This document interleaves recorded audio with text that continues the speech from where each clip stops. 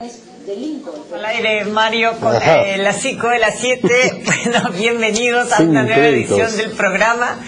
Estábamos escuchando al presidente Humala que estaba dando estas declaraciones en Palacio de Gobierno. Vamos de inmediato a presentar a nuestros invitados de hoy, que son la congresista de Fuerza 2011, Marta Chávez, analista político, exministro del gobierno de Alejandro Toledo, con quienes vamos a pasar a conocer las 5 informaciones de hoy. La primera, el presidente Humala afirmó que el gobierno no oculta nada en lo concerniente al operativo de las fuerzas combinadas en Ranrapata, durante el cual se produjo la muerte de una menor de 8 años. El caso tiene que investigarse y aclararse, sentenció. La segunda información, según la encuesta nacional de Datum, un 36% piensa que quien gobierna el país es en realidad la primera dama, Nadine Heredia. Solo un 30% que esa responsabilidad recae en el presidente Humala.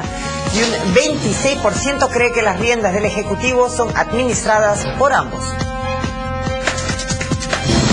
La tercera, el Ministerio de Justicia informó que no existía autorización del INPE para la entrevista a la terrorista Elena Iparraguirre, publicada por la revista británica The Economist. La ministra Eda Rivas no descartó la posibilidad de que la cabecilla senderista sea sancionada. La cuarta información, el cuestionado Alexis Humala reapareció en una actividad del Partido Nacionalista en Ate, Vitarte, donde algunos dirigentes le pidieron que tome las riendas de la organización. Mientras tanto, congresistas de distintas bancadas demandaron que el presidente haga un deslinde con las actividades de su hermano.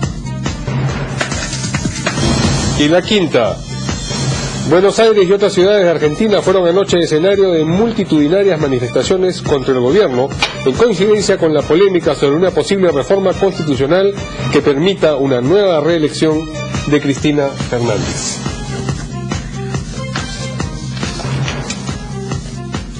Bien, y el presidente Humala finalmente se pronunció con respecto a la trágica muerte de una niña durante el operativo en Ranrapata del sábado pasado. Noticia que, como sabemos, recién se divulgó en Lima y en general en el país el martes, pero ya de madrugada, el miércoles se conoció, cuando esto había ocurrido en realidad el sábado. Él ha dicho que el gobierno, contra lo que se dice, no está ocultando nada en lo que concierne a este operativo y que, por supuesto, el caso tiene que investigarse y aclararse. Vamos a escuchar sus declaraciones. Es una niña y consideramos que eso tiene que investigarse, tiene que aclararse. No solamente para la familia, sino para la gran familia que somos todos los peruanos y las peruanas. Habiendo tenido lo que es la experiencia de vivencia como militar y que he luchado contra estos terroristas en zonas de emergencia, quiero señalar claramente que nuestra posición es distinta a las posiciones de antes, donde habían operaciones muchas veces que se ocultaban. Nosotros no ocultamos nada. Bien, la posición es de alguna manera consistente con la que sostuvieron los ministros de Defensa e Interior ayer en el Congreso y también en la conferencia de prensa antes de... en el sentido de que hay algo todavía por investigar, hay algún momento en la cadena de mando, eso es lo que se colige, ¿no es cierto?, donde se retuvo esa información, aunque creo que los ministros han dicho que no se enteraron las autoridades de que había muerto esta niña, sino hasta pasadas más de 24 horas. Y, digamos, aquello a lo que no alude el presidente, pero que tiene que ser también materia de esclarecimiento, es quién toma la determinación de traer a la madre y a las 3 niñas que, como se ha establecido ya, no tenían ninguna relación con Sendero Luminoso. ¿Es esta declaración del presidente suficiente, Juan, a tu manera de ver? Es insuficiente, ¿no? Por diversas razones. No es primera vez que el gobierno incurre en contradicciones cuando se trata de este tipo de operaciones. Y por otro lado, los ministros no están diciendo que no ocultan nada, sino son descubiertos y descubiertos por quiénes, por la prensa, por las declaraciones de los familiares afectados. Del alcalde de la localidad también, Así ¿no? es, y del alcalde. Y en este caso, yo creo que la ola de indignación no sería tanta si no hubiéramos visto un acto de triunfalismo innecesario y un exceso de figuretismo de parte de la ministra Ana Jara y de la primera dama, cuando se acercaron al aeropuerto a recibir a las niñas en una actitud de triunfalismo que hoy está siendo cuestionado por la opinión pública. Y ahí es necesario precisar varias cosas, ¿no? En el caso de la ministra Ana Jara, ella ha dicho de que aclaren los ministros de Defensa y del Interior, pero ella ya antes, en otra oportunidad, cuando fue el rescate de los mineros, permitió de que se postergara el rescate de los mineros durante toda una noche para que llegara el presidente Ollanta a bañarse en popularidad ante las cámaras, etcétera, etcétera, ¿no? Entonces, ¿qué nos dice todo esto? De que el gobierno, en su afán de buscar mejorar en su popularidad o de enfrentar algunas voces contrarias sobre temas específicos, pues está apelando a situaciones verdaderamente dramáticas en las cuales hoy día está involucrada la muerte de una niña. Y yo lamento mucho que la política en general no cuestiona al ministro Pedraza, porque hace poco se arrojó a un ciudadano al río Mantaro, y eso no ha sido debidamente investigado. O sea, la muerte se está convirtiendo en una actitud cotidiana para el gobierno, y no es suficiente que el presidente diga, esto es algo que se tiene que aclarar, que se tiene que investigar, que a diferencia de gobiernos anteriores, hoy día todos investigan. No es así. En estos momentos hay 2 ministros cuestionados que no han dado satisfacciones, en primer lugar, según lo que he escuchado a lo largo de todo el día de hoy, y el exceso de figurar del gobierno lo está llevando a cometer este tipo de actitudes verdaderamente lamentables. Sí, el congresista Freddy Otárola sintomáticamente ha utilizado nuevamente la expresión operativo impecable, que fue el mismo adjetivo que usted utilizó para referirse a la pretendida victoria de la operación así es, la que tuvo lugar en el Cusco hace unos meses. Congresista Marta Chávez, ustedes ayer tuvieron una actitud como respuesta o como reacción, digamos, a la circunstancia de que se pidiera que la sesión pasara a ser reservada. Sí. ¿Cuál es, digamos, el sustento de esta determinación que ustedes adoptaron? ¿Por qué sintieron que se los estaba manipulando? Porque eso es lo que dijo el congresista Aguinaga, que es vocero de su bancada. Sí, en primer lugar, gracias por la invitación. Sí, el día de ayer ha habido una cosa bastante preocupante en el Congreso, porque en primer lugar vinieron los ministros y en una etapa pública, con la presencia de la prensa, informaron lo que conocían, ¿no? Y después pidieron ellos que se pase una sesión secreta, porque venía el presidente Comando Conjunto de las Fuerzas Armadas, el almirante Cueto. Entonces, inclusive hubieron oposiciones para que esto se realizara de manera secreta, y desde el fujimorismo dijimos, no, si viene un militar y asume la responsabilidad de lo que dice el ministro de Defensa, teniendo en cuenta que la Fuerza Armada es un órgano de línea del Ministerio de Defensa, entonces vamos a escucharlo, ¿no? Terminó su exposición, obviamente con los mapas y todo lo que corresponde sobre el operativo, y ya pues había que pasar ya al debate político, ¿no? Para contrastar lo que públicamente resultaba una contradicción. Primero había habido un comunicado oficial el día 9 donde hablaba de 2 terroristas, había niñas que estaban secuestradas, y por otra parte aparecía públicamente de la información que había dado previamente el ministro de Defensa, que no era así. Entonces queríamos estar en una etapa pública con presencia de la prensa para que se dilucidara qué es lo que había pasado. Y R con R, y aquí Juan, cuando yo le escucho hablar a Juan, me imagino que Juan no es del grupo de Perú Posible, porque él es una persona que demuestra con lo que señala su preocupación, y estoy absolutamente segura que no estaría de acuerdo con lo que ha hecho la bancada de Perú Posible, de aliarse con el grupo de Gana Perú para mantener en secreto algo que es absolutamente preocupante, que no tiene nada que ver con seguridad nacional, ¿no? Entonces, o sea, directamente respecto a la muerte de esta criatura, las circunstancias que ha estado la criatura botada 2 días, de que han intervenido en una vivienda, y pese a encontrar ahí hay una cuestión bien extraña. Claro, hay una contradicción entre decir no ocultamos nada y hacer la sesión secreta. Así es, no, pero aparte de eso, en la exposición del ministro, la parte pública, dice que habían recibido información de inteligencia respecto a que habían niños secuestrados por Sendero Luminoso. Entonces van y han estado 8 días en la zona buscando el lugar donde están, y en eso dice, sorpresivamente se encuentran con elementos terroristas. Como si van a estar niños secuestrados por Sendero Luminoso, no van a prever que va a haber terroristas. Claro. Entonces, cosas así, y eso no han permitido que se les ponga así en evidencia, ¿no? Entonces, yo sí creo que el señor Humala o no sabe lo que pasa, o se ha hecho un cascarón y alguien le cuenta cosas que no existen, porque creo que él no estaría diciendo lo que ha dicho ahora, de que a ellos no buscan la reserva, el secreto, que no hubiera sucedido el día de ayer. Y es lamentable que el vocero de Gana Perú hable de operación impecable. Ya parece que es una palabra constante, ¿no? Lo hicieron respecto de una operación donde murieron personas lamentablemente, y ahora vuelve a decirlo. Ahora, si intervinieron en una casa donde había un terrorista, ¿no revisaron esa casa para encontrar a la criaturita que estaba aparentemente escondida ahí dentro de la propia vivienda?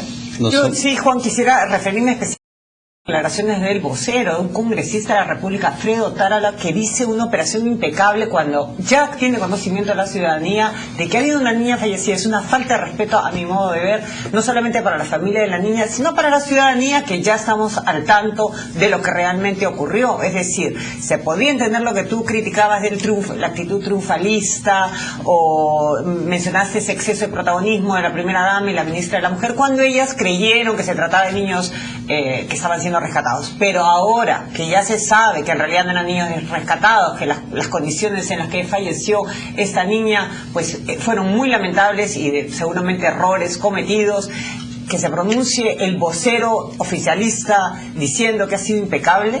No solamente eso, sino también el hecho de que quisiera que justamente te refieras a lo que te comento, de que esta operación ha sido el sábado, prácticamente ha transcurrido una semana, y nos dicen ahora que van a investigar. ¿Cuánto puede demorar llamar a quien estaba encargado de este operativo y señalar exactamente cómo ocurrieron los hechos? Empecemos por lo del congresista Otárola, ¿no? Yo también comparto lo que tú has mencionado, o es una falta de respeto o no ha completado la frase, ¿no? Son impecables en la incompetencia, ¿no? Que la vienen demostrando hace bastante tiempo. Acá hay un patrón de comportamiento del presidente Ollanta Humala y de los ministros de defensa, de todos, ¿no? Sin excepción, los nuevos y los anteriores, que es reaccionar ante un descubrimiento de la prensa. Y ante eso, ¿qué es lo que sucede? Una descoordinación total entre los miembros del gabinete y entre los miembros de la bancada. ¿A qué nos lleva eso? A que no hay entre dirección. las Fuerzas Armadas. Y las Fuerzas Armadas. No hay dirección política. ¿Dónde está el premier Jiménez? Cuando vemos que están involucradas la ministra de la Mujer, el ministro de Defensa, el ministro del Interior, la primera dama, el premier Jiménez no aparece en escena. Por otro lado, vienen las contradicciones entre las declaraciones oficiales, involucrando a otro poder del Estado como el Ministerio Público. Tampoco debemos olvidar que uno de los primeros comunicados celebrados por todo lo alto en el diario El Peruano indicaba de que esa operación había sido acompañada de un fiscal, y el fiscal ha dicho que en ningún momento han acompañado a los soldados en esta operación. Luego indicaron de que todos eran terroristas y que la señora era la camarada Amalia. Y hemos visto ahora de que no tiene nada que ver con el terrorismo. Entonces, cuando vemos al presidente nervioso con esta actitud de querer colocar un tema económico como que Perú va a ser sede de un evento cuando el Perú ya es una capital, como otras latinoamericanas que son sedes de eventos, pues están tratando de desviar la atención de un hecho frontal y puntual, que es el siguiente: no hay dirección política, o hay bicefalía que está haciendo muchísimo daño, el premier es inexistente y los ministros no coordinan entre sí. Y eso se manifiesta en una en la cual los mandos policiales y militares, al darse cuenta que no hay dirección política, pues están ingresando a hacer una serie de cosas de manera desatinada, dando informaciones que lo único que llevan es a mayor confusión, y por extensión, eso sí es gravísimo. Ellos, con su actitud, el gobierno, está colaborando con el rebrote del terrorismo, porque no hay nada peor para que favorezca el rebote que mueran inocentes, porque eso genera ánimo vindictivo, de venganza, de resentimiento en la población, y toda la credibilidad que se recuperó en los últimos años respecto a poblaciones que empezaron a dialogar con las Fuerzas Armadas se está perdiendo, porque las Fuerzas Armadas, una vez más, por esta falta de conducción política, están ingresando al terreno de la violencia con las poblaciones. Entonces, el daño que le está haciendo este gobierno a la democracia es verdaderamente terrible. Perdón, No, sí, congresista, lo que quería comentar también es que tal vez el daño colateral no hubiera sido tan grave si que desde un primer momento se informa que ha fallecido una niña en circunstancias que nadie quisiera. Probablemente podría ser resultado de un enfrentamiento real entre subversivos y las Fuerzas Armadas, pero digamos que si es que se hubiera anunciado desde un principio, lamentándolo por supuesto, y como dice el analiza Juan Cheput, el hecho de que en el comunicado oficial se haya mencionado que había un fiscal, presencia que no existió. Así, acá está el comunicado del 9 de septiembre del 2012. Entonces es un engaño. Este es un engaño, así es. El operativo se desarrolló con presencia de personal del Ministerio Público que elaboró el acta correspondiente haciéndose cargo del caso. Ni acta ni presencia nada, fiscal. no ha habido. Nada. Entonces, ¿qué pasa? El responsable político de esto es el ministro de Defensa. Y estas cosas tenían que dilucidarse públicamente con presencia de los ministros, porque para eso se los convocó al Congreso. Entonces, este secretismo, esta voluntad de eludir el esclarecimiento de las cosas, es lo que hace sospechar de cosas que son indebidas, ¿no? Ahora, es cierto que en un enfrentamiento puede pasar. Lo que pasa es que yo veo, como han hecho tanto hincapié en el caso, por ejemplo, Barrios Altos, de la criaturita que murió como si hubiera sido buscada, especialmente la muerte, entonces cuando han visto que una niña ha fallecido, yo creo que sí, han tenido la voluntad de ocultarlo para que no se les aplique eso mismo que ellos han aplicado a otros episodios, no siendo absolutamente distinto, obviamente, un operativo como este, ¿no?, con el otro, que fue de un delito cometido por militares, ¿no? Entonces, pero todo lo que actúan ayuda a sospechar, a tergiversar las cosas, a preocuparnos, y ayuda también a generar una imagen negativa de nuestras fuerzas del orden, de la policía, de la Fuerza Armada, que yo no tengo ninguna duda, son personas que están exponiendo su vida, su salud para ir a perseguir a estos delincuentes terroristas. Ahora, no es claro todavía que la bala que mató a la niña haya sido disparada por las fuerzas del orden. Así es, Es no una sabe. bala, se sabe que ha sido disparada Sí. desde lejos, que el cuerpo fue arrastrado 50 metros, en fin, una serie de cosas, pero lo que sí se sabe es que la información no fue proporcionada adecuadamente. Por el momento ya ese es un motivo de... Pero el análisis de los indicios te lleva Sí. a pensar lo contrario, ¿no? Yo estaba meditando en eso, justo en Sí. lo que tú decías, hace unas horas. Y decía, y pensaba, ¿no? Si hubiera sido una bala terrorista o del fuego cruzado, ¿no lo hubieran dicho desde un primer instante? pero En todo caso, hay pero en un todo caso, incógnito ahí, ¿no? hay algo que no han desmentido, Sí. que es que el cuerpo fue arrastrado y arrojado a un barranco y hay testigos de ese hecho. Ujú. ¿No? Porque el cuerpo está lacerado de la Sí, niña. Entonces, hace falta saber quién lo arrastró. ¿quién lo arrastró? ¿no? Entonces, Claro. acá hay lamentablemente, y lamentablemente tenemos que dudar, porque si analizamos en cualquier hemeroteca, revisamos los hechos, siempre que el gobierno tenía problemas, aparecían los pioneritos. Ujú, sí. ¿No? Había un rescate de pioneritos, o un incendio, ¿no? Ya no quiero pensar que los incendios también son provocados, pero siempre o había un incendio o un rescate de pioneritos. Entonces, ¿a qué contribuye esta desinformación? A lo siguiente, a que el gobierno pierde credibilidad, y actos que pueden ser correctos de parte del gobierno, pues terminan inundados de esta bruma que le hace daño a las Fuerzas Armadas. Sí. Bien, vamos a una primera...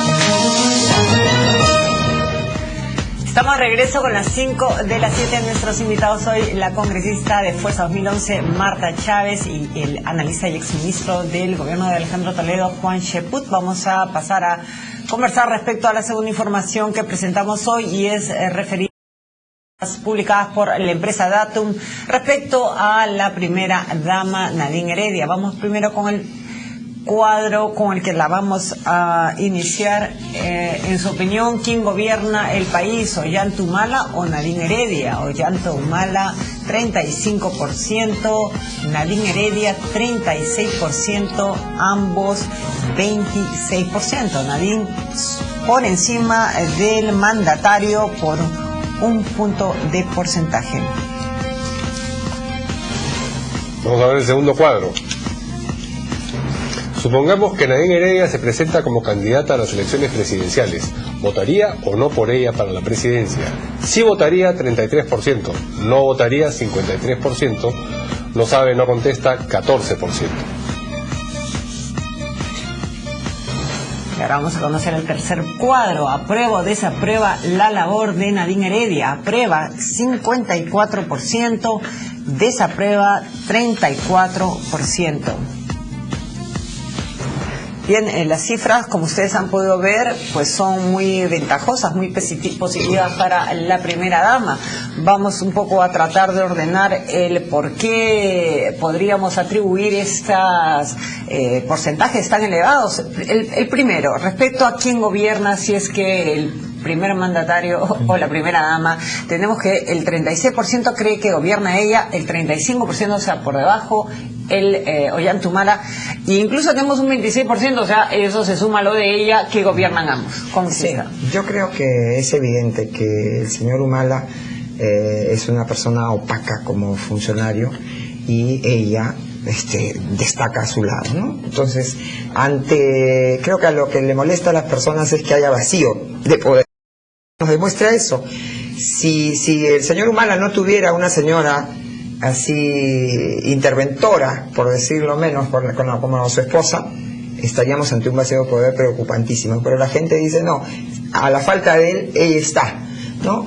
Ahora, a mí me gusta que las esposas estén al lado de sus esposos, sobre todo cuando tienen estas responsabilidades tan altas y que están sujetos a peligro, a aislamiento, pero con cuidado, pues, ¿no? Ahora, usted es congresista, usted representa al género, sí, y más bien pues asume un rol protagónico. ¿Cómo se sentiría si es que efectivamente está en el rol de primera dama y tiene que, pues, que tener un perfil muy bajo? Exacto. No, perfil bajo hay que tener para las cosas formales. Por ejemplo, yo no entiendo cómo la señora puede sentarse en la tribuna oficial, jamás lo he visto en todos mis años de vida, en la tribuna oficial en el desfile militar, postergando a las altas autoridades, ¿no? Que deben estar al lado de su esposo. Cuando he visto también que ha ido a las Naciones Unidas, en lugar de estar ahí, y yo he ido en una delegación acompañando al presidente y los congresistas estábamos en la parte de atrás, porque al lado tiene que estar el canciller.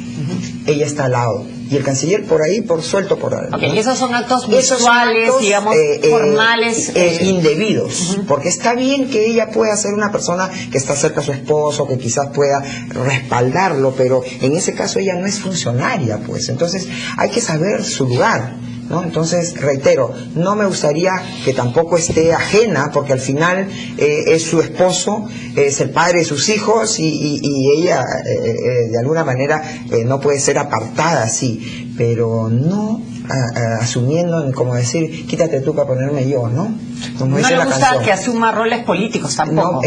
No, pues, porque ella puede acompañar a su esposo, puede ir a hacer labor social. No le gusta que opine políticamente.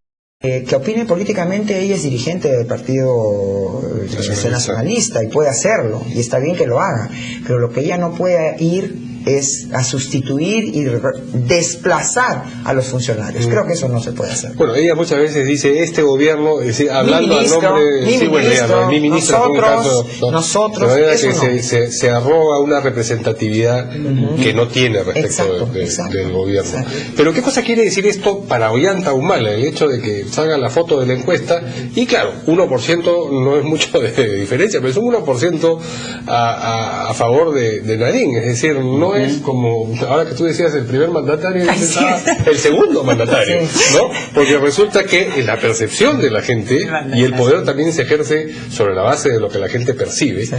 Nadine manda más que Ollanta Humala. ¿Eso de qué manera afecta o no la capacidad de ejercer la autoridad de Ollanta Humala? Yo creo que es cierto este porcentaje del 36%, porque ya estamos viendo el caos que hay en el gobierno. Yo siempre he mencionado que hay algo peor que el vacío de poder, que es la bicefalía en el poder. Ministros que no saben a quién obedecer, que ya saben que el presidente de la República no es la última instancia, sino que puede llamar a la esposa a corregirle la plana. Es una cuestión peligrosa para el país. Y cuando vemos que ministros de Estado, por ejemplo, en la inauguración de Mistura, la señora Nadine Heredia se pone a hablar de aumentos de sueldo teniendo al ministro de Trabajo atrás, son verdaderamente situaciones lamentables, ¿no? Yo, y lo he mencionado acá en el programa de ustedes en varias oportunidades, ya desde hace bastante tiempo, no creo en ese término de la pareja presidencial. Creo que nos está haciendo mucho daño como institucionalidad, y el presidente, con esa actitud de su señora, que puede hacer declaraciones Políticas, apoyo a por su supuesto. esposo, políticas como cualquier ciudadana, pero cuando ya ingrese en el terreno de los asuntos de Estado, porque si analizamos ya cada actuación de la señora Nadine en los últimos días, pues también a la señora Marisol Espinosa le correspondía como vicepresidenta, en ausencia del presidente, inaugurar los eventos. O estar entonces está ya afectando la institucionalidad del país. Y eso en momentos en los cuales el Perú requiere de un presidente fuerte por una sencilla razón, de que empiezan grandes temas internacionales como el tema de la Haya. Es una cuestión peligrosa. Por eso yo creo de que este porcentaje de 36% puede ser bueno para la señora Nadine y su vanidad, pero malo para la nación y la institucionalidad. Ahora, las opiniones que se están dando acá no parecen reflejar lo que ocurre por parte de la población, porque el 33% de la población está dispuesto a votar si fueran las elecciones mañana por Nadine Heredia para elegirla como presidente, y tiene aún un 54% que la apoya abiertamente. Claro, porque sienten que ante la ausencia del señor Humala, si el señor Humala no tuviera a la señora Nadine, de repente el gobierno se caería. ¿O no le Entonces, interesa tanto la institucionalidad, de repente, que ustedes sí defienden? En parte puede ser eso, pero yo creo que le agradece más bien la gente que esté ahí sosteniendo al señor Humala, porque peor sería, creo, el vacío de poder. Yo sí creo que la bicefalía puede ocasionar los problemas que señala Juan, pero creo que peor sería el vacío de poder. La acefalía. Entonces yo creo que la gente de alguna manera le agradece a la señora Nadine, oye, ante las carencias del señor Humala, bueno, siquiera tú demuestra que tienes un poco más de muñeca, un poco más de ñeque, como dicen, ¿no? Más fuerza, ¿no? Sí. ¿Piensa usted, congresista, que esta cifra de 33% de personas que estarían dispuestas a votar por ella contribuirá a lo que don Isaac Humala ha definido como embriaguez de poder y a estimular una eventual candidatura de la actual primera dama? Bueno, pero la señora Nadine Heredia no tiene esa ansia de poder recién. O sea, ella ha tenido el manejo de todos los recursos económicos del 2006, el 2011. Ella y su entorno, incluso familiar. O sea, que desde siempre ha habido como una división muy grande. Aquí mando yo, sí, ¿no? Entonces, no es una embriaguez que viene ya de... Ya está resaca, consuetudinaria, ¿no? Sí. ¿Piensas tú que esto podría incluso animar al cambio constitucional, o por lo menos el cuestionamiento a través del Tribunal Constitucional no es cambio constitucional, me estoy equivocando, es legal sencillamente porque es la ley electoral, el cambio de la ley electoral, o el hecho de que esa disposición sea llevada al Tribunal Constitucional para ya digamos que dejarla sin efecto y que pueda candidatear? Yo creo que existen planes de ellos, ¿no? De los esposos, porque de lo contrario ya lo hubieran negado enfáticamente. Lo que pasa es que se les está acabando el tiempo. Ahora hay que decir, perdón, que todos estos datos son antes de lo que hemos sabido que ocurrió en Rarrapata y de ver esta escena perjudicial para la primera dama. Evidentemente ya no sabía lo que había ocurrido en efecto en Junín, pero quizás estas cifras serían un poco distintas. Pero también es absolutamente cierto y en la línea de lo que dice Marta, de que nada de esto pasaría si el presidente de la República adopta una posición firme como jefe de Estado, ¿no? Y no está adoptando una posición que él que lo está deslegitimando ante la sociedad, le está quitando poder y lo está convirtiendo en una suerte de alterno, ¿no? Con la primera dama. Sí. Entonces, si el presidente de la República no se da cuenta del daño que se está haciendo él mismo, pues ahí estamos en un grave problema de temperamento y personalidad del presidente de la República. Yo creo que él está de zanjar este problema, que es muy fácil, impidiendo el protagonismo de su señora, salvo de que hay un proyecto oculto, una agenda o vergonzosa u oculta, ¿no? Según el caso que podríamos tratar en otro momento, que está ahí cocinándose. Pero yo creo de que si fuera así, de que están yendo por la maniobra para cambiar las reglas del juego electorales, el tiempo se les está acabando, pues el 2013 ya estamos en un año preelectoral y cualquier cambio va a ser visto como un cambio indebido, ¿no? Bien, tenemos que hacer una pausa para los titulares de las 7:30 y regresamos de inmediato con las 5. Ya estamos de regreso en las 5 de las 7. Hoy día nos acompañan la congresista de Fuerza 2011, Marta Chávez, y el exministro de Trabajo y actual dirigente de Perú Posible, Juan Chetú. Vamos a revisar con ellos ahora la tercera noticia, que tiene que ver con lo que ha comunicado el Ministerio de Justicia, en el sentido de que no existió autorización para la entrevista a la terrorista Elena Iparraguirre, que se realizó y luego fue publicada por la revista británica The Economist. Por supuesto, han dicho tanto el Ministerio de Justicia cuanto el INPE que están haciendo las investigaciones respectivas y que eventualmente se va a sancionar no solo a la propia Elena Iparraguirre, quien podría volver a tener un régimen más duro, sino por supuesto a los funcionarios que permitieron que esa entrevista tuviera lugar. Por supuesto, la aclaración que ha hecho el Ministerio es de perogrullo, no es inimaginable que haya existido una autorización. La pregunta es de qué manera subalterna, bajo qué subterfugios es que consiguieron esta entrevista.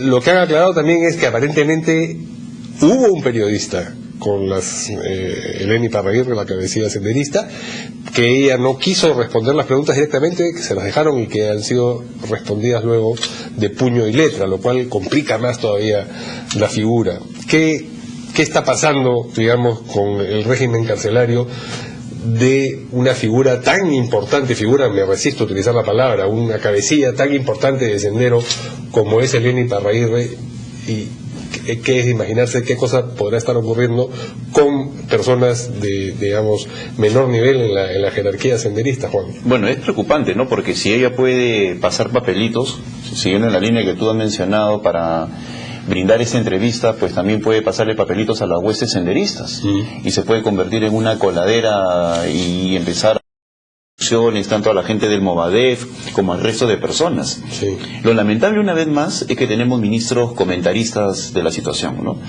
O sea, ministros que se dedican a comentar lo que pasa, pero no sancionan, dan explicaciones inconsistentes, pero la incompetencia una vez más aparece en el escenario, ¿no? Cuando ellos indican de que van a investigar, ¿no? Hablando de una persona pues que se ha ratificado en su convicción ideológica, ha dicho que no ha cambiado a pesar del tiempo, con lo cual el mensaje es gravísimo en un contexto en el cual muchos jóvenes equivocados nuevamente están volviendo a mirar al terrorismo como posibilidad. Es muy grave. Y lamento también la liviandad con que se está tratando el tema. Por cosas menores se destituye a un regidor, aunque también es grave lo del regidor, ¿no? Por la corrupción, pero gravísimo. Pero en este caso estamos viendo que una persona puede brindar declaraciones a un medio extranjero como The Economist y no hay sanción de ningún tipo, se va a investigar. O sea, ¿eso qué demuestra? Una vez más que la cadena de mando se ha roto, que el INPE verdaderamente no sabe lo que pasa en los penales, que las posibilidades de coordinación de los elementos terroristas con sus huestes se han incrementado y que el gobierno pues no tiene en materia carcelaria una política eficaz. Y yo vuelvo a insistir, así como con la información anterior de lo largo que toman los procesos en nuestro país para investigar situaciones muy puntuales y muy específicas, que se bastaría una llamada telefónica para que se resuelva cómo sucedió, porque esto ha sido hace una semana y hasta el día de hoy recién se informa que se va a investigar. Sí, es verdad. Y el tema no es que no haya sido, como ustedes bien han dicho, que no haya sido autorizado, sino que suceden este tipo de cosas. En primer lugar, y nosotros estamos pidiendo informe. Hoy día hemos tenido sesión extraordinaria de la Comisión de Justicia y se va a pedir informe escrito a la ministra y luego eventualmente va a tener que acudir a la comisión o al pleno, si así se decide. Pero lo cierto es que hay algo más preocupante aún, y es que en la propia misiva de la señora Elena Iparraguirre se menciona, y también en el propio artículo publicado se menciona que para que el corresponsal de The Economist haya logrado acceder indirecta o directamente, ha pasado por un filtro de 5 mandos senderistas, o sea que están nuevamente organizados y sea que esté ella, ¿por qué está en Santa Mónica en primer lugar? Preguntarse, ¿por qué le han dado esa ventaja de no estar en la base naval? Yo creo que es una ventaja absolutamente innecesaria, ingenuísima, yo diría perversa, ¿no? Porque ella es la mando número 2 y nuevamente estamos ante una mujer que es, creo que más decidida y más malvada que el propio Abimael Guzmán. Y que lo acepta además, ¿No? porque Así parte de es. sus declaraciones Y es más, ha dicho y ha tan convencido revelado como antes. otro tema importantísimo, y es el hecho que nosotros teníamos cadena perpetua, pero el Tribunal Constitucional, adoptando ideas y cosas de otros países, dijo que no podía haber cadena perpetua en el Perú, es decir, prisión por vida no podía haber, y entonces tenemos el máximo de 35 años, y esta señora, pese a decir que sigue convicta y confesa que no ha cambiado nada, en algún momento saldrá libre. Entonces, eso es lo más peligroso, y saldrán libres todos aquellos que han recibido penas más benignas, ¿no?, que las que habían recibido cuando fueron condenados a cadena perpetua. Eso es lo perverso de todo esto, ¿no? Esa señora además que es protegida por 5 integrantes declarados del movimiento terrorista que protegen quién va a llegar a donde Y hay ella. otro tema, que es que esta señora tiene tantos tentáculos fuera que ella pretendió hacer una muestra de supuesto arte en nada menos que en un local público en Piura. En una Y municipalidad. un congresista nuestro, Juan José Díaz, se enteró y hizo todas las gestiones del caso para impedirlo. Pues se ha ganado una denuncia que hasta ahora no para y lo siguen llamando a declarar, hostigando desde el Ministerio Público por supuesta discriminación ideológica contra esta cabecilla terrorista. Ese es el Perú de al revés, ¿no? Al revés. Entiendo que usted piensa que la cabecilla Iparraguirre debiera volver a la base naval. A mí me parece que a Sí. cualquier centro de máxima Yo pienso lo seguridad. mismo. Esa era la pregunta. Pienso exactamente ¿Compartes lo mismo. esa, Comparto completamente. esa opinión que ha sido indebidamente trasladada? Y utilizo la palabra que acaba de utilizar Marta porque es la más adecuada. Hay mucha ingenuidad. Y yo creo que si verdaderamente la bancada oficialista y los que colaboran con ellos en el Congreso, como Acción Popular, Solidaridad, el PPC y Perú Posible, piensan en el país, pues ya se tiene que pensar seriamente en la censura de algunos ministros. Si los ministros se han vuelto comentaristas, es porque saben que no los van a censurar. Y desde ese punto de vista, la bancada oficialista de Pero Gana usted está Perú... hablando para adentro, está hablando para No, el estoy propio- hablando hacia la opinión pública. No, Estoy ya, tratando de pero formar quiero opinión. decir... No, pero igualmente hacia adentro. Pero en estos momentos mi intención es formar opinión pública. ¿Por qué? Porque lamentablemente cuando vemos que los ministros dan declaraciones inconsistentes y se está afectando ya la buena marcha del país, pues el mensaje hacia afuera, el presidente habla de la PEP, de las convenciones. Bueno, nadie va a venir a invertir en un país donde renace el terror, donde hay violencia política, donde tienen la posibilidad de que secuestren a trabajadores en la selva, etcétera, etcétera. Entonces, las bancadas tienen que entender que la censura a los ministros es un mecanismo legal y constitucional y que protegerlos puede dañar a la gobernabilidad. Cuando un ministro no cumple con su labor, empezando del premier hacia abajo, pues simplemente cabe la censura. Y esa censura no significa hacerle un daño al gobierno, porque peor daño político le está haciendo en estos momentos la incompetencia. Asumir que un mando senderista puede mandar información a The Economist o tener contacto con el Momadef o estar en una prisión de baja seguridad, ni siquiera de alta seguridad. Santa Mónica están las redes primarias, ¿no? Por si acaso. Entonces, inclusive puede hacer proselitismo al interior del penal. Entonces, lo que hay ya es una ingenuidad insana. Y eso verdaderamente nos está afectando mucho ya como país. Bueno, sí, Mario, ¿ibas a agregar algo más? No, iba a agregar nada más que la bancada del partido del que es dirigente nuestro invitado Juan Cheput es una pieza fundamental Es una pieza fundamental que tiene que revisar su romper posición, como te digo. Equilibrio. el equilibrio y permitir que se censure o no se Pero, censure o sea, ministros, no por consigna, sino por En convicción. estos momentos creo que hay varias bancadas fundamentales, incluyendo Solidaridad, del PPC, Claro, pero ustedes y nosotros somos 12. numéricamente 12, o sea, estamos más o menos equilibrados. Pero creo yo que el mismo Gana Perú tiene la obligación ¿Se ha conversado esto política. dentro de su agrupación política? Todavía no, pero yo creo que es necesario a la luz de estos acontecimientos tratarlo. Bien, vamos a una nueva pausa en la siguiente. Estamos de regreso con las 5 de las 7. Nuestros invitados hoy la congresista Marta Chávez y el analista Juan Cheput. Vamos a conversar respecto a la reaparición de Alexis Humala en una actividad del Partido Nacionalista. Esto fue en Ate y Vitarte y el hermano del presidente fue recibido, según se ha informado, entre besos, aplausos, las personas ahí, muchos por supuesto miembros del Partido Nacionalista, pues se aglomeraron para estrechar su mano, e incluso algunos dirigentes comentaron que debía asumir la conducción las riendas del partido político. Al respecto también varios dirigentes políticos han manifestado que es necesario que el presidente se manifieste sobre si conoció, aunque eso ya lo había descartado, pero sí es que es cierto que llevó su hermano Alexis a Rusia una carta de parte de él. Aún el presidente no se ha manifestado. Juan, ¿cómo consideras tú que es esto? Que el presidente, todo el mundo pregunta qué ha pasado y simplemente los días siguen pasando y aquí no pasa nada respecto a una explicación sobre lo sucedido con su hermano. Yo creo que hay una apuesta a que las cosas se olviden, ¿no?, conforme pase el tiempo, ¿no? Mediáticamente ya no tienen el mismo impacto que podrían haber tenido hace unos días.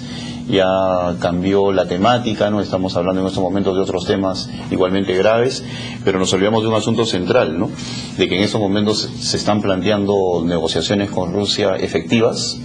No hay una aclaración respecto a muchos temas. Estamos viendo las armas, pero no estamos viendo el tema de pesca, por Parecería ejemplo. como que quieren repetir el mismo patrón que dio el viaje en concreto de Alexis Humala y nunca se explicó nada. Claro, y ahora es la misma pero por ejemplo, situación. hay una situación bien grave, que es la que aparece en la carta, en la cual se indica de que va por órdenes del presidente de la República, y no nos debemos olvidar tampoco que como enviado especial, dice, como ¿no?, enviado especial, que la secretaria de Relaciones Internacionales es la señora Nadine Heredia, ¿no?, y él va por medio de la Comisión de Relaciones Internacionales, y de eso el gobierno no ha dicho absolutamente nada.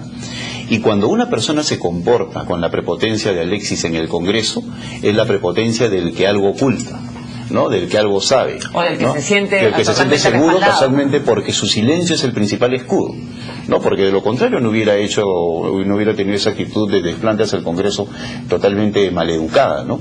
Entonces, acá hay cuestiones que son necesarias explicar a la brevedad de parte del propio presidente de la República. Claro, si el presidente de la República tiene tiempo para pedirle al profesor Macarián explicaciones de por qué falló Un penal. el penal, Pizarro tendría tiempo también para decir que la carta o la misiva de la que se habla en la carta de Alexis existió o no existió, digamos, que es fundamental.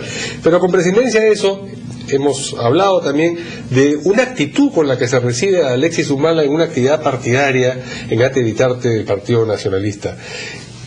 ¿Qué expresa, digamos, esta especie de admiración a quien precisamente está legítimamente cuestionado por haber tenido negocios que no correspondían por el grado de parentesco con el Estado durante este gobierno? Yo pienso en algo bastante grave que puede ser el mercantilismo, el clientelismo político, ¿no? Y es que Alexis Humala se haya convertido, ya se vio en el distrito más rico del Perú, que es San Marcos, en Ancash.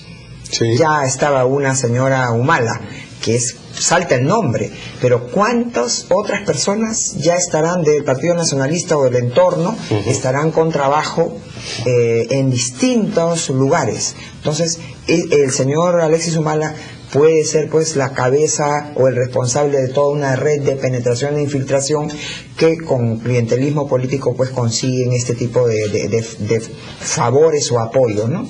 Ahora, hay una cosa preocupante además, que es el caso de Ulises Humala. Él dice que sí es cierto que lo enviaron a su hermano, que Ollanta Humala lo envió a su hermano como enviado, y no hay que olvidar que días después, un mes, creo que menos de un mes de asumido Humala, vino nada menos que el canciller de Rusia. Sí. O sea, un poco como para consolidar, como que alguien le hubiera dicho, miren, esto es para la pantalla nada más, esta jalada de alfombra a Alexis, pero siguen los acuerdos. Siguen pie los acuerdos. Entonces ha venido así. Y nosotros estamos pidiendo una investigación en el Congreso respecto a este caso, porque ha involucrado inclusive a nada menos que a un embajador, ¿no? Lo han involucrado al embajador Humérez en el tema, ¿no? Y ahí no queda el asunto, queda también el caso de Corea, ¿no? A Corea del Norte también hay algunas tratativas, ¿no? Y entonces yo creo tenemos entendido que no se debatió en el Congreso justamente el pedido de facultades especiales para investigar respecto al manejo de la mesa. Una cosa grave a propósito de esto, que ponen y no ponen. Hay 2 congresistas que el día lunes han sido suspendidos, el congresista Paz Ayacha, pero su suspensión ha entrado en vigor. ¿Por qué? porque no han presentado reconsideración y no la han puesto a debate. ¿No? Que es una votación la simple, mesa directiva que no la van a cumplir. qué temas se van a Así es, y entonces pese a habérselos pedido incluso hasta en privado para no ponerlos en evidencia, no lo hicieron. Entonces si no lo ponen la próxima semana, no lo ponen dentro de un mes, pueden seguir en su labor. Ya han seguido votando. Paz ha votado el día jueves ha votado. Hacha hoy día ha realizado una actividad en el Congreso. Es decir, es una falta de respeto a lo que ellos llaman y se matan hablando de democracia, institucionalidad, ¿no? A las decisiones del Pleno, en todo caso. Exacto. Bien, vamos a pasar a la quinta noticia, que es una noticia internacional. Tiene que ver con las protestas que tuvieron lugar ayer en Argentina, en Buenos Aires y varias otras ciudades del interior. Han sido las primeras protestas realmente multitudinarias y masivas contra el gobierno de Cristina Fernández, ex viuda de Kirchner, o en coincidencia con varias cosas. Por supuesto, tienen una inflación muy importante en este momento en Argentina, aunque graficarla o dar la noticia exacta de cuál es esa inflación les crea problemas a las empresas independientes. Y también cuando se está hablando de modificar la Constitución argentina para permitir una reelección de la señora Fernández. Es decir, hay que recordar que ella fue elegida o reelegida con el 54% de los votos, pero ese escenario parece estar cambiando. Su popularidad ha decrecido, tanto su aprobación ha decrecido cuanto la desaprobación ha crecido, y en fin, la situación finalmente política es como que le da alcance a los gobiernos que, digamos, ofrecen cosas de tipo populista, pero que al final el bolsillo, y esperemos que también la aspiración democrática, termina dándoles alcance, decía yo, Juan. Así es, porque mira, Cristina Kirchner llegó a tener popularidad del 78%, sí. y era una persona muy querida y amada por el pueblo argentino. Sin embargo, las medidas populistas, clientelistas, la demagogia, el enfrentarse al capital privado, a las inversiones extranjeras, le están pasando hoy la factura. Como tú bien has mencionado, el índice inflacionario en la Argentina, la parte estatal está completamente manipulado, y no pueden las empresas privadas plantear un índice porque de inmediato le cae toda la represión estatal. Pero por otro lado, la miseria está volviendo a la Argentina. A pesar de que con la soya están teniendo precios extraordinarios, los recursos no alcanzan para la ola de populismo que ha habido, el clientelismo, y en estos momentos se están debatiendo en una tremenda crisis económica. Y eso debe llevar a mirarse al espejo a aquellas personas que creen de que en base al populismo y la demagogia y no hacer reformas se pueden lograr reelecciones y reelecciones, etcétera, etcétera. La popularidad de hoy puede convertirse en la desgracia de mañana por la creación de expectativas. Y desde ese punto de vista, el mensaje que está dando Cristina Kirchner al Perú, a ciertas personas con determinado nivel de ambición, es verdaderamente específico. La reelección es una iniciativa ingrata, parece, en toda Latinoamérica. Yo creo que, yo en principio no creo que sea el tema de la reelección. No. El tema es el jugar con el destino del país, tratando de imponer esquemas o modelos económicos que se han probado en el mundo entero que no funcionan, ¿no? Estas expropiaciones, ya se expropiaron los fondos pensionarios de todos los argentinos, ¿no? Han usado el corralito, tienen un tipo de cambio controlado, ¿no? Entonces son hostiles a la inversión extranjera, como dice Juan, y no tienen lo que tiene Venezuela. Lo que pasa es que no se dan cuenta, y ojalá que el señor Humala también se dé cuenta. Yo pienso que Venezuela puede agonizar eternamente porque tiene petróleo. Pero países como Argentina, pese a su gran riqueza, o como el Perú, con estos aventurerismos de carácter socializante, rápidamente terminarán, pues, Sí, yo creo que Cristina Fernández puede legítimamente reclamarse como la heredera del peronismo. Sí. Pero ¿no cree usted que este intento de reelección con cambio constitucional también contribuye a que la gente, digamos, despierte o se le despierte a la gente suspicacia? Decididamente es un flanco político y de debate muy importante, que es el flanco que nosotros asumimos también, creo yo, por no haber planteado un referéndum para preguntarle al pueblo si quería o no ese artículo, ¿no?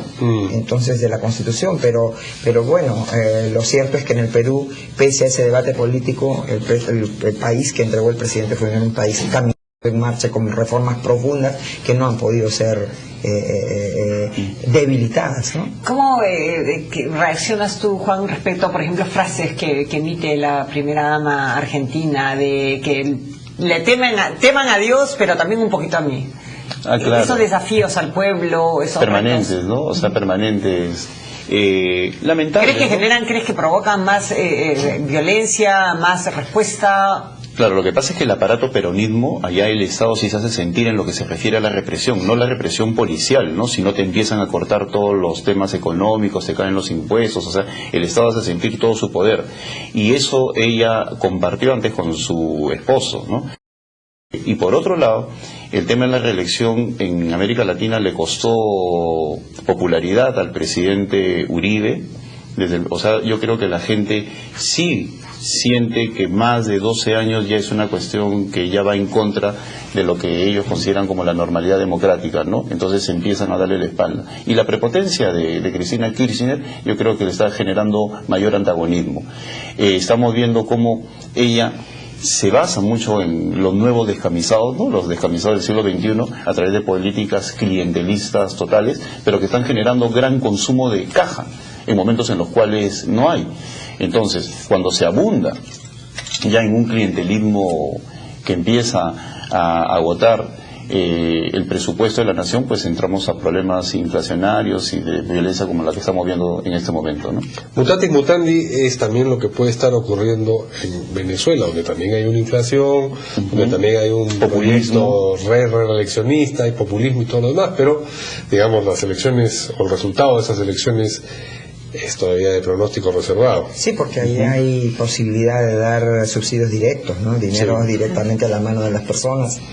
Así es, y ahí, bueno, eso lo comparten también con en Argentina. Hay hostilización a la prensa, hay hostilización al candidato, más todavía en Venezuela, a los candidatos de oposición, ¿no? Y la gran incógnita es la enfermedad de Chávez, ¿no? Que ya surgen nuevas posiciones en Estados Unidos sobre si está enfermo o no, ¿no? Eso es lo que me ha comentado, que dice que parece que está más sano que cualquiera de nosotros, con una capacidad de hacer algo hay ahí, es un secreto de Estado, ¿no? Ajá, bien.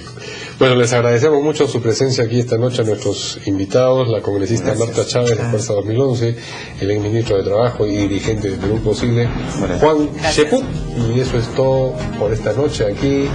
Y por la semana también, Mario. Y por la semana, y seguir analizando al país.